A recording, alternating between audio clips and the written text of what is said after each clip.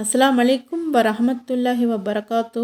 அல்ஹம்துலில்லா பிஸ்மில்லா ரஹ்மான் ரஹீம்.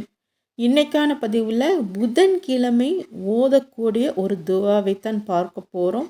இது மிகவும் சிறப்பு மிக்க துவா. இந்த துவாவை தமிழில் பார்ப்போம். தமிழில்தான் இது ஓதணும், அரபியில் இல்லை.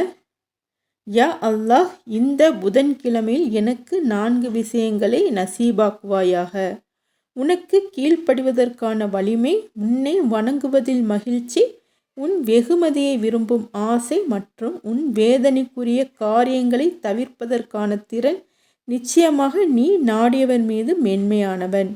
இந்த துவாவை நீங்கள் இன்னைக்கு ஓதி துவா செய்து கொள்ளுங்கள்.